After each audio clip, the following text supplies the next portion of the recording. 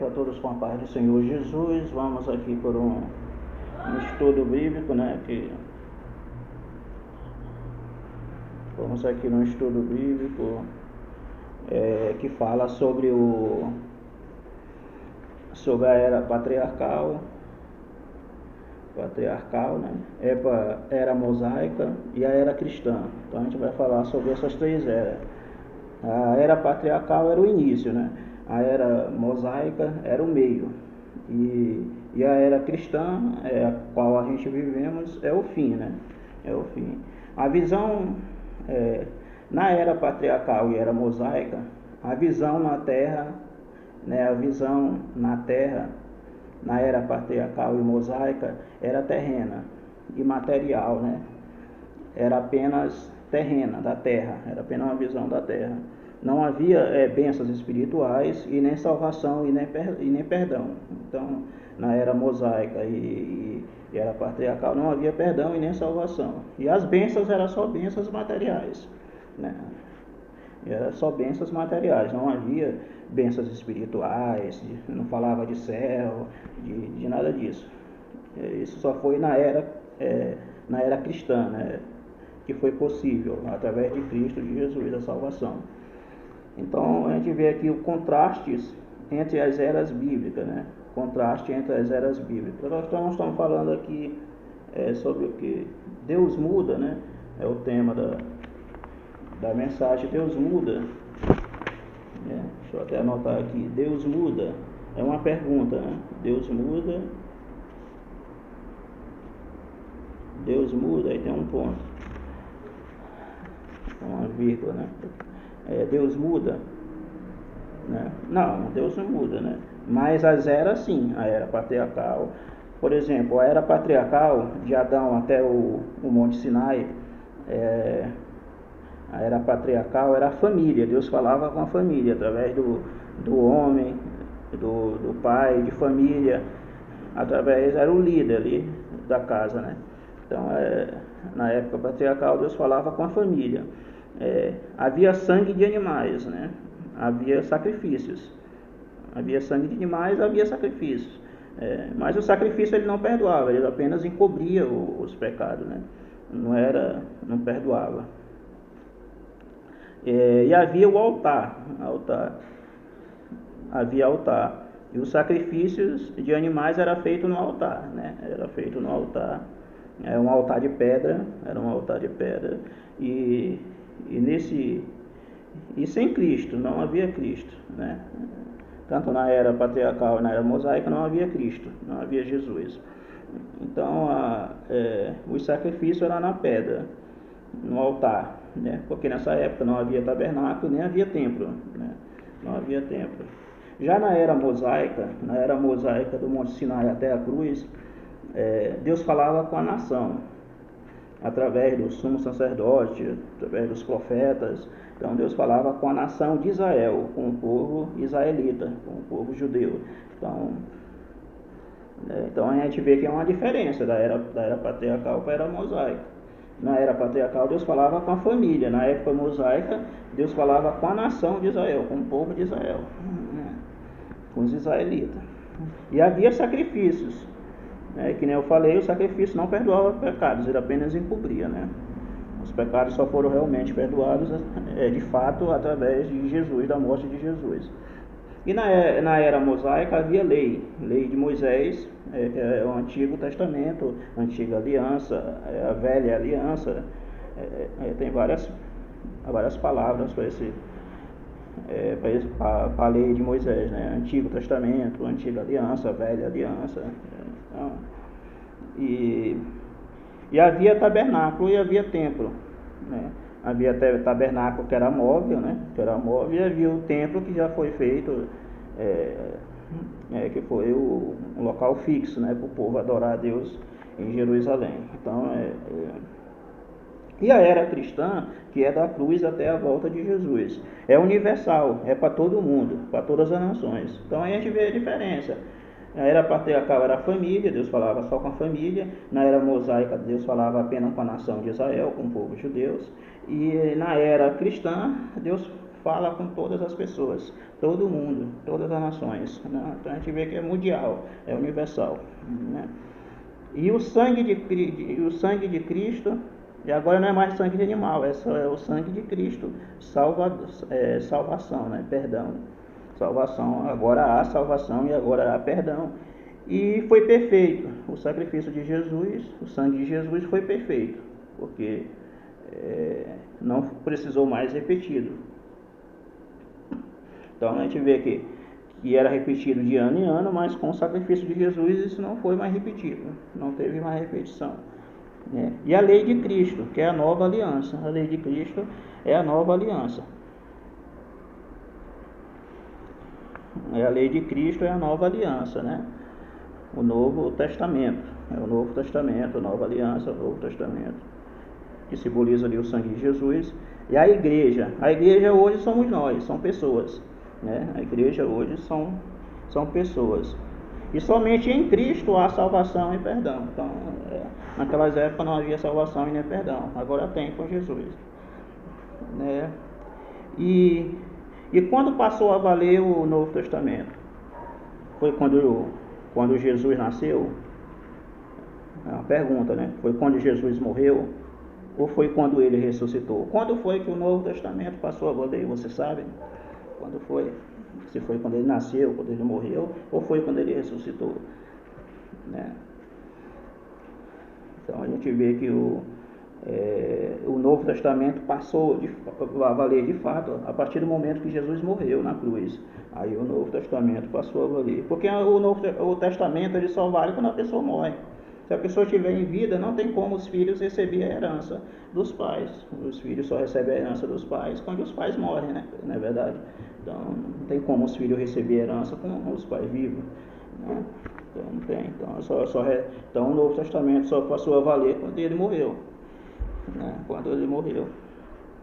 E na era patriarcal, voltando na era patriarcal, Deus jurou por ele mesmo, né? Queria abençoar Abraão por ele mesmo. Então Abraão, além de ser o nosso pai na fé, foi o primeiro, Abraão foi o primeiro homem a receber bênçãos de Deus aqui na terra, né? Bênçãos terrenas, foi o primeiro, e Deus jurou por ele mesmo, como não tinha ninguém para jurar, porque não tem ninguém maior do que Deus, ele jurou por ele mesmo, queria abençoar Abraão e a sua descendência, e que através dele seria bendita todas as nações, todo mundo. Então ele foi o primeiro homem a receber bênçãos de Deus, bênçãos terrenas, bênçãos de Deus ali, né? Bênçãos terrenas, e que através dele essas bênçãos seria multiplicado e espalhado por todo mundo, que nem hoje, né? Hoje existem muitas pessoas abençoadas, tanto as pessoas crentes como não crentes recebem bênção de Deus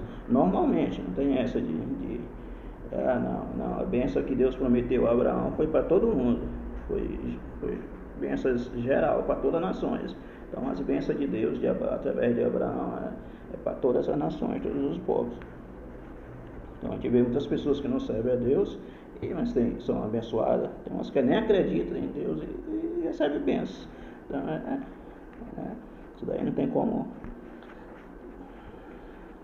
Então Deus, havia sacrifício, né, através de animais. Então o que acontecia?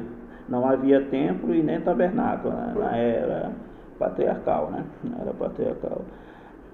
Assim, o estudo teológico deve procurar uma visão ampla de tudo que a Bíblia diz, e é necessário fazer uma pesquisa completa sobre cada assunto para saber toda a vontade de Deus. Então, para a gente saber toda a vontade de Deus, é preciso a gente pesquisar, né? Fazer pesquisas, enfim, pesquisar é necessário, né? É muito importante fazer pesquisa, buscar informações bíblicas. Hoje tem muitas formas, né, da gente buscar conhecimento, teologia. Hoje tem estudo, tem através de internet, tem através do Google, pesquisa, hoje tem através de livros, hoje tem muitas fontes de conhecimento que ajudam a gente a crescer no conhecimento, né? O propósito e importância da teologia. O propósito, conhecer a vontade de Deus, João 8, 31 ou 32. Primeiro, conhecer a verdadeira doutrina de Jesus. para não fazer suas próprias doutrinas, contrárias à vontade de Deus. Segundo, conhecer bem a verdade para ser liberto de todo tipo de engano e ensinamentos errados. Importância, fazer a vontade de Deus. Mateus capítulo 7, versículo 21. Fazendo a vontade de Deus, seremos agraciados com a eternidade. É importante estudarmos tudo sobre Deus, para não sermos levados por vento de doutrinas. Mateus 6, 24, 2 Pedro 3, 10 ao 13. O homem tendo como Deus o dinheiro, materialismo, materialismo. Romanos 1, 25. O homem tendo como Deus ele mesmo, humanismo, humanismo. Atos 20, capítulo 20, versículo 28 a 31. 2 Timóteo, capítulo 4, versículo 1 ao 5. 2 Pedro, capítulo 2, versículo 1 ao 3. Cristianismo pervertido, Mateus capítulo 7, versículo 15 ao 23, Gálatas capítulo 1, versículo 6 ao 9, Judas capítulo 1 e versículo 3 ao 4, o aparecimento de falsos mestres e divisões no primeiro século. Quer dizer que se no primeiro século havia divisões e havia falsos mestres, imagine hoje, Depois de 1000 anos na igreja primitiva do primeiro século, já havia muitos, imagine agora, muito mais agora, hoje, Então, por isso é necessário a gente pesquisar, fazer pesquisas, estudar, buscar o conhecimento para nós não sermos enganados. Então, Adão e Eva morrem, O perigo da teologia falsa. Vamos falar de Adão e Eva que morreram. Por que eles morreram? O perigo da teologia falsa. A teologia falsa engana e depois destrói o homem, matando espiritualmente. Gênesis capítulo 3 ao 4. A morte física e espiritual do homem e a maldição da terra são os resultados da falsa teologia. Deus disse que o pecado traria a morte e o diabo disse que não. Deus avisou Adão e Eva, que se eles comessem do fruto proibido, eles iriam morrer, Eles iriam morrer. E o diabo falou que não, Então, mas Deus já tinha avisado eles, que não era para eles comer. Que no dia que eles comessem, eles iriam morrer. E aí foi o que aconteceu. Eles comeram, foram expulsos, tiveram a morte espiritual, tiveram a morte física, porque eles morreram, Então, espiritual, que eles saíram de perto de Deus, Deus falava com eles todos os dias, e depois que eles foram expulsos, eles tiveram que viver a vida deles, tiveram que trabalhar, o suor do rosto deles, trabalhar. Então vieram as maiores maldições que vieram sobre ele. A mulher teria dor, ia até morrer no parto, um perigo. É o que acontece hoje. Então a gente vê aqui, o que mais? Oséias 4:6. O meu povo foi destruído por falta de conhecimentos. Vemos aqui que a Bíblia é a fonte suficiente de teologia. Esta passagem mostra que o zelo sem conhecimento é perigoso. Corre-se o risco de morte espiritual. Zelo sem conhecimento é perigo, Zelo sem conhecimento. Então, a pessoa sem conhecimento, ela corre um grande perigo, É um risco de morte espiritual. Fonte de teologia. Primeiro, pela própria natureza. Romanos capítulo 1, versículo 28. Versículo 20, quer dizer. Atos 14, 17. E Salmo 19, 1. Segundo, através do homem. Gálatas 5, 22 ao 23. De maneira sobrenatural. Daniel 5, 5 ao versículo 6. Quarto, através dos homens, inspirado pelo Espírito Santo, 2 Pedro, capítulo 1, versículo 20 ao 21. E quinto, através do conhecimento milagrosos, de acontecimentos milagrosos, Quinto, através de conhecimentos milagrosos, acontecimentos milagrosos. Atos capítulo 2, versículo 1 ao 4, e Atos capítulo 3, e versículo 1 ao 10.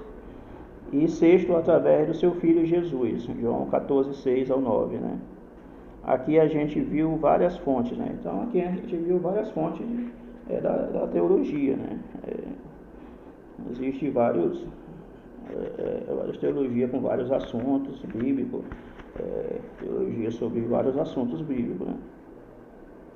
A suficiência da Bíblia. Até que ponto podemos confiar na Bíblia como fonte suficiente e adequada da teologia? Até que ponto vai a revelação das Escrituras no sentido de revelar ao homem a vontade de Deus, né? Então é a fonte confiável. Toda a teologia é baseada na Bíblia. Então toda a teologia é baseada na Bíblia, né? Deus mandou que Moisés escrevesse a sua lei, Êxodo 24:4, Êxodo 34, versículo 27, número 33, 2, Deuteronômio 31, 24 a 26. Então é muito importante você anotar esses versículos, né? O testamento só valeu, né, quando Jesus morreu e não quando ressuscitou. Você pode perguntar isso a um advogado, a um juiz. Enfim, o filho só recebe a herança quando o pai morre, né? Então, o Novo Testamento só passou a valer quando Jesus morreu, e não quando ele ressuscitou e nem quando ele nasceu. Tem gente que diz que a Virgem, quando Jesus ressuscitou, nada disso. O testamento passou a valer quando ele morreu na cruz. O testamento só vale quando a pessoa morre. Então por isso ele tinha que morrer, porque se ele não morresse não tinha como a gente se salvar, a gente ser salvo. Nem salvação e nem perdão, não tinha como. Então por isso foi necessário ele morrer, né? Deus mandou que o livro da lei fosse lido e obedecido por toda a nação israelita. Deuteronômio capítulo 5, versículo 1 ao 3 e 31 ao 9 ao 3. Então a gente vê aqui que era determinar. A lei era uma nação, que era a nação de Israel. Então era só para uma nação, que era Israel, né? Então a gente vê que a lei foi só para os israelitas. As palavras dos profetas e homens inspirados posteriormente a Moisés também foram incluídas no livro da lei de Deus. Josué 24, 26, 1 Samuel 10, 25 e 1 Crônica 29, 29.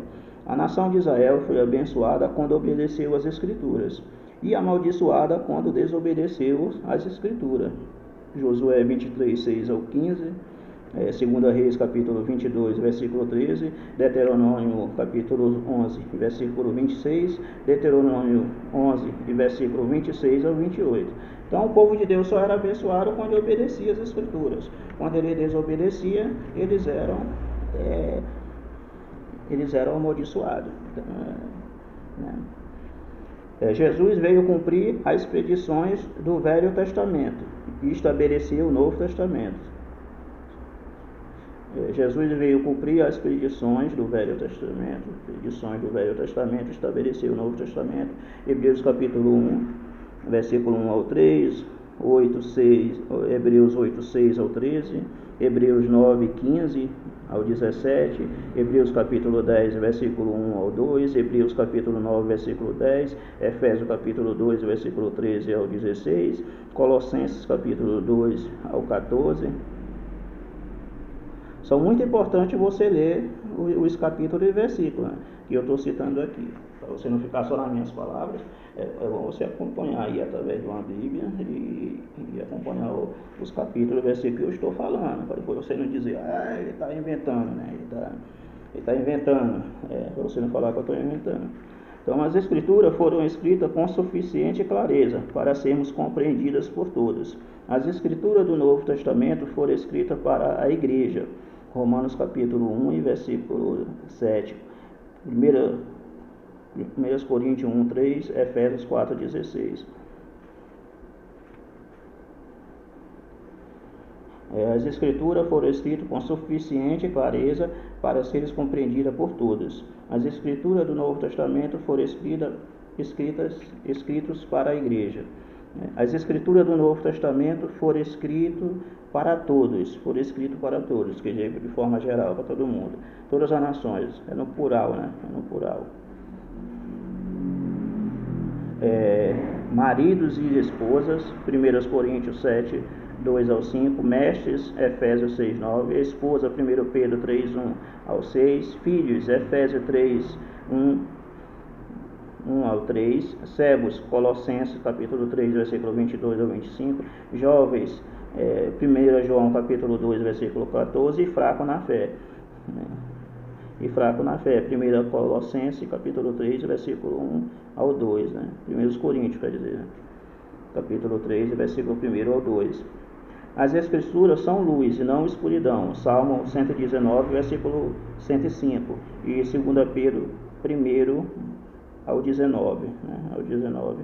As Escrituras tornam os homens sábios e perfeitos, 1 Timóteo capítulo 3 ao 16, né? Então hoje a gente vê muitas mulheres usadas por Deus, né? No passado era apenas um sonho, né? Distante. Paulo falou que elas ficassem caladas, né? Na igreja, né? Então, quer dizer, sem voz, sem atividade, sem defesa alguma, tudo aceita e sem reclamar. Então é assim que viviam as mulheres, né? Elas não tinham voz ativa, né? As mulheres não tinham voz ativa. Já no Novo Testamento, tanto os maridos como as esposas, como os servos, como os filhos, como os jovens, como os fracos na fé, todos tiveram a oportunidade de mostrar os seus talentos, todos tiveram a oportunidade de mostrar os seus talentos. E hoje as mulheres mostram os seus talentos nas igrejas, através dos homens. A gente vê mulheres dirigindo a igreja, a gente vê mulheres usadas de dons, visões, revelações, curas, e etc, etc. Então hoje a gente vê as mulheres no campo de batalha também, que antigamente era só os homens, né? Que subia no altar, que pregava, a gente vê as mulheres até sendo mais usadas do que os próprios homens. Então a Bíblia não pode ser alterada. Vejamos o que Deus falou no início da Bíblia, né? No início, Deuteronômio capítulo 4, versículo 2. Nada acrescenteis às palavras que eu lhe ordeno, e dela nada retires, mas obedeças aos mandamentos do Senhor, seu Deus, que lhe ordeno, né? Vejam o que diz no meio da Bíblia, né? Que diz, o início da Bíblia era patriarcal, era dos patriarcas, a época de Abraão, de Isaac, de Jacó, a época de Jó. Jó também era da época patriarcal, que não havia lei, né? Não havia lei, só havia o sacrifício que era feito no altar, que era numa pedra, né? Que era no altar, e não havia lei, nessa época não havia lei. E como que eles eram justificados como os santos, como justos? Através do sacrifício. Eles faziam o sacrifício e ali, através daquele sacrifício do animal, eles eram considerados por Deus uma pessoa pura, reta, temente, santo e obediente a Deus, e enfim, né? Através do sacrifício, né? Através do sacrifício eles adquiriam perdão, então era assim. E no meio é a era mosaica, está falando da era mosaica aqui. Vejamos aqui o que diz no meio da Bíblia, é a era mosaica, é a lei de Moisés. Provérbio capítulo 13, capítulo 30, versículo 5 ao 6. Cada palavra de Deus é comprovadamente pura, ela é um escudo para quem nele se refugia, nada acrescente às palavras dele, do contrário ele repreenderá e mostrará que você é mentiroso, né? Mostrará que você é mentiroso. Então, se você acrescentar a palavra de Deus, você se torna um mentiroso. E ele vai repreender e vai mostrar para você que você é um mentiroso. Vejamos agora o que diz no final da Bíblia. O final da Bíblia é a era cristã, é a era o Novo Testamento, né? De Jesus que vai vir ao fim. Apocalipse capítulo 20 ao 18 ao 19. Declaro a todos que ouvem a palavra da profecia deste livro, se alguém lhe acrescentar algo, Deus acrescentará as pragas escritas neste livro. E se alguém tirar alguma palavra desse livro de profecia, Deus tirará dele a sua parte na árvore da vida e da cidade santa. E são descritas neste livro, É grave ou não é? É grave ou não é a pergunta que eu estou fazendo? É grave ou não é? É gravíssimo, né? É gravíssimo. Primeiro, é a praga, né? Está no plural, são pragas. Segundo, a árvore da vida vai perder a água da vida, ou seja, vai morrer, não vai adquirir salvação. Terceiro, cidade santa, ou seja, não vai para o céu. Então, não vale a pena pregar Então vale a pena pregar a verdade, doa quem doer. Então vale a pena pregar a verdade, doa quem doer. Se você não pregar, você não vai tomar da árvore da vida, você vai receber pragas e não vai entrar na cidade santa. É simples assim, né? Então, conclusão, lê lá, 2 Timóteo capítulo 3, versículo 16 ao 17. Ensino, repreensão, é inspirada e é útil. Correção, instrução e correção. Então essa é a finalidade da palavra de Deus, né? É repreensão, ensino, é inspirada e útil, é correção e instrução, né? As escrituras contêm o registro de tudo que Jesus e seus apóstolos ensinaram quanto à vontade de Deus para nós. O que a Bíblia inspirada e útil é a Bíblia inspirada e útil. E a Bíblia é inspirada pela vontade de Deus para o ensino, a repreensão, correção e a instrução da justiça, para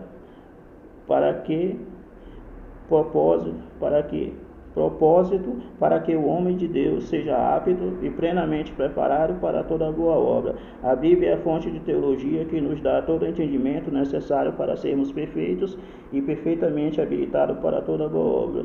Então, o propósito é esse, é para nós ser apto, preparado, perfeito e habilitado para fazermos a vontade de Deus, né? Através da sua palavra. Uma vez que a própria Bíblia condena que qualquer pessoa que modifique os seus ensinamentos, podemos concluir que a Bíblia é a única fonte de teologia que pode revelar todas as vontades de Deus para nossas vidas, né? Então, a Bíblia condena qualquer pessoa que modifique os seus ensinamentos, né? Então, eu agradeço a oportunidade em nome de Jesus. E seu estudo, Deus muda? É uma pergunta, né? Então, eu falei aqui que Deus não muda, né? Então, a gente viu aqui, através da palavra de Deus, que Deus não muda, né? Mas que tem umas eras aí, né? Que as eras. Então, a gente vê que a Bíblia não muda, né? Amém? Deus, agradeço a oportunidade em nome de Jesus. Paz do Senhor.